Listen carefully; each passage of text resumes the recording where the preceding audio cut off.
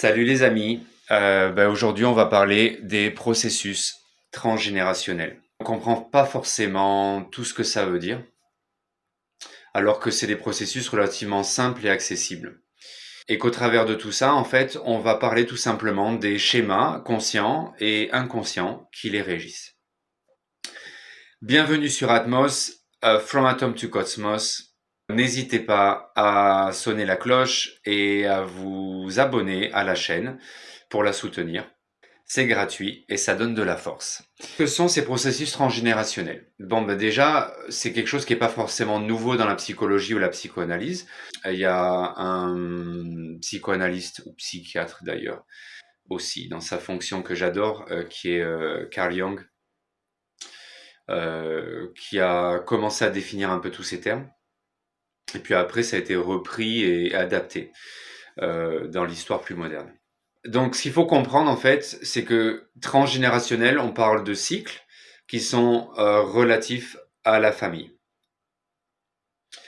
Donc, cette connexion avec la famille, si vous voulez, et c'est la base de ce processus, et je le dis tout le temps, mais je pense que je le dis jamais assez. En psychologie, on a plus de 70% des processus émotionnels qui sont subconscients ou inconscients.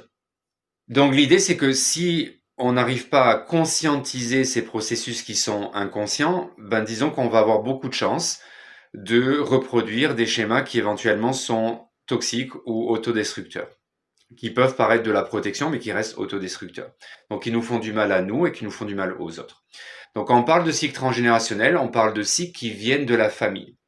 On a tendance à récupérer la charge émotionnelle de la mère si on est une fille et du père si on est un garçon. Maintenant, il y a aussi des processus qui sont croisés, bien entendu, comme le complexe d'Oedipe ou complexe d'Oedipe inversé, etc. De manière très simple, si, euh, par exemple, mon père, en tant qu'homme, n'a pas fermé certains cycles émotionnellement par rapport à des schémas qui sont répétitifs dans la famille, il y a de grandes chances, sinon 100% de chances, à moins que je conscientise le processus, que je récupère ce sac à dos. J'aime parler de sac à dos émotionnel. C'est une métaphore que j'aime beaucoup. En fait, ce poids qu'on a sur les épaules, et en plus c'est là où on arrive au psychosomatique. C'est un travail que je fais beaucoup au niveau de ces 30 ans d'expérience que j'ai eu du coaching professionnel à la médecine occidentale, médecine chinoise, mais aussi connecter en fait ce lien de cause à effet que dans notre société, les choses la plupart du temps, dans ma perception en tout cas, ne marchent pas, tout simplement parce qu'on a tendance à traiter la conséquence d'un problème sans aller à la cause. Alors bien sûr, il y a plein d'excuses pour cela, parce qu'on n'a pas le temps, parce qu'il faut être productif, parce qu'il faut faire de l'argent, parce qu'il faut survivre. Mais encore une fois, je pense pas que notre âme ait décidé de revenir sur ce plan physique pour survivre, et qu'il faut tout simplement vivre la vie. Si on ne se débarrasse pas de ce sac à dos émotionnel, en fait, on perd tout ce côté fun, mais dans le côté responsable. D'où l'intérêt aussi, comme je le fais dans mon travail et dans mes écrits, de se reconnecter à la fois à notre enfant intérieur, à notre homme ou femme intérieur et à notre divin intérieur, à la fois divin masculin et féminin. Donc ce qu'il faut comprendre au niveau de ce sac à dos émotionnel, cette charge émotionnelle, invisible, subconsciente, inconsciente, qu'on transporte au travers de la vie par rapport à des processus familiaux et parentaux. Je trouve qu'il y a une bonne nouvelle là-dedans, c'est que par rapport à tous les outils qu'on a de nos jours, alors certes, on peut aussi s'y perdre, mais on a tous ces outils pour conscientiser ces processus. Donc on est plus ou moins, j'ai tendance à dire, la première génération qui peut vraiment changer les choses. Or, changer les choses, ça passe par se changer nous-mêmes. Et se changer nous-mêmes, en fait, ça passe par le fait de changer notre environnement. Notre environnement, ce qui peut aussi s'appeler le phénotype en psychologie, le fait d'avoir ce génotype, ce côté génétique, plus l'environnement social, qui fait en fait de notre expérience humaine quelque chose d'absolument unique. Et ça, c'est un fait. Et d'ailleurs, d'où cette confusion au niveau social où il faut faire comme tout le monde, faire le mouton, parce que sinon on est exclu et d'un autre côté, en fait, on est hyper individualiste dans ce qu'on fait. Par rapport à cet environnement, ce qui est fondamental, c'est que c'est lui qui va régir notre niveau de bonheur et d'amour, tout simplement, dans notre vie. Encore une fois, on va avoir tendance, jusqu'à ce qu'on conscientise ces processus, donc de manière invisible et inconsciente, à reproduire les schémas de nos parents, notamment dans notre relation à l'autre, au sexe opposé, au couple. Donc déjà, dans un premier temps, ce qui est important, c'est se rendre compte, conscientiser notre environnement et quelle influence il a dans notre vie quotidienne. Et au-delà de ça, dans cette quête de revenir à la cause, à ces traumas qui généralement naissent dans l'enfance et dans l'adolescence, et bien entendu, ça passe par la communication, une forme de communication transparente et honnête. Il n'y a personne qui a dit que c'était facile. Mais dans cette bienveillance, dans cet amour, c'est quelque chose qui est vraiment gratifiant pour tout le monde, pour nous-mêmes et pour notre famille. Donc il faut arriver à passer un cap dans lequel on puisse partager ouvertement, sans peur, et donc dans l'amour, ces processus, poser des questions pour comprendre les choses. Et pour éventuellement changer cet environnement. Alors j'ai tendance à dire que même s'il y a une infinité de forces en présence dans cet univers et dans nos vies, les deux forces essentielles, et c'est les deux faces en fait de la même pièce, comme tous ces concepts dans la dualité de l'expérience humaine qui est réelle, c'est la peur et c'est l'amour. Et généralement où il y a de la peur, c'est là où il faut y aller. C'est là où il y a des résistances. Des résistances qui peuvent se manifester jusqu'à notre corps physique. Puisque scientifiquement, on peut prouver que tout est psychosomatique, que tout part de là, et en fonction de ce qui se passe là, ben en fait, on a un miroir au niveau du corps physique. Alors bien entendu, à un moment donné, si on ne conscientise pas ces processus, ben on ne peut pas savoir ce qui se passe au niveau du corps physique. Mais que au niveau des maladies, au niveau de ce qui manifeste, ce qu'on pourrait considérer négativement, ce qui n'est pas forcément le cas, parce que ça peut être un reset, un changement au niveau du corps, mais pas forcément. Mais avant que ça explose, émotionnellement, donc physiquement, bah, l'idée c'est de conscientiser ces processus. Ce sac à dos émotionnel qu'on transporte, de processus parentaux, voire ancestraux, qui n'ont pas été scellés, qui n'ont pas été fermés. Et je pense que, qu'on soit cette première génération ou pas, on a ces outils. Je suis à votre service aussi dans mon travail, entre guillemets, dans mon rôle d'avoir guidé, d'avoir coaché des centaines de personnes au travers du monde. Et je vous dis pas que ça a été un processus facile à accepter parce que je viens d'une famille conventionnelle, il y a personne qui m'a pris la main. Oui, il y a des sacrifices à faire entre guillemets, mais encore une fois, il faut bien choisir les termes et les mots humains qu'on utilise qui sont chargés aussi, eux, d'une connotation émotionnelle, d'un poids émotionnel. Parce que c'est pas forcément un sacrifice, c'est un choix. Et je pense qu'on a tous tendance à trouver des excuses qui nous retiennent en fait dans le fait de passer un cap dans cette abondance qu'on mérite, même si encore une fois le concept de mériter il est subjectif, mais on mérite, on a le droit de se donner ce bonheur et c'est notre choix à la base. Et pour manifester ça sur ce plan physique, il faut changer l'environnement. Et encore une fois, il y a personne qui a dit que c'est facile. Je l'ai fait, je recommande pas forcément ce que j'ai fait, d'avoir fait un tour du monde, un pèlerinage par voie terrestre, à commencer sans argent, qui a duré pendant des années, mais c'était mon chemin. Et j'en avais besoin pour démanteler mon ego, pour comprendre toutes ces pièces du puzzle et les remettre ensemble d'une manière cohérente pour moi, pas pour mon voisin, peut-être pour la société, même si j'ai pas voulu y participer de la même manière que les autres, parce que dans mon processus de comprendre l'économie, de comprendre l'industrie pharmaceutique, etc., à un moment donné où j'étais aussi activiste politique quand j'habitais à Amsterdam en Hollande, il y a 13 ans, c'est pas le chemin de tout le monde. Et en fait, les comparaisons sont odieuses. C'est pas le but de se comparer. Le but, c'est de comprendre, encore une fois, de conscientiser ces schémas pour ne plus les reproduire. Parce que oui, il y a une forme aussi de loyauté invisible au système. Parce que comme je le disais, quand je parle de moutonnage, ça veut dire que c'est plus facile, en fait, de faire comme tout le monde, parce qu'on ne sera pas jugé. Mais en fait, on se juge nous-mêmes. Mais on peut prétendre ce qu'on veut, mais on sera jamais complet, épanoui, dans ce qu'on est vraiment. On sera jamais aimé pour ce qu'on est vraiment, et du coup, on ne s'aimera jamais nous-mêmes, et vice-versa, pour ce qu'on est vraiment. Donc à un moment donné, c'est vraiment important de se poser les bonnes questions de quels sont les schémas émotionnels que j'ai hérités. Qu'est-ce qui me convient? Respirer, sentir, ressentir les choses. Encore une fois, on va souvent revenir aux émotions, parce que c'est la base. Si on ne comprend pas nos émotions, si on ne comprend pas la colère, si on ne comprend pas que la vie est, est un challenge pour tout le monde, que nous, on n'est pas seul, même si on vit ces processus différemment, on peut se soutenir là-dedans. Donc encore une fois, même si je recommanderais pas forcément ce que j'ai fait, oui le voyage, oui le fait de changer d'environnement, et je parle pas d'une semaine au Club Med et de consommation, je parle d'une vraie retrouvaille avec soi-même, d'une vraie reconnexion avec la nature, avec les cieux, avec le cosmos, avec ce miroir de ce qu'on manifeste, de comprendre que ce qu'on voit à l'extérieur, ce qu'on ressent, c'est ce qui se passe à l'intérieur. On ne pourra pas changer, conscientiser ces processus qui régissent notre vie et qui nous limitent.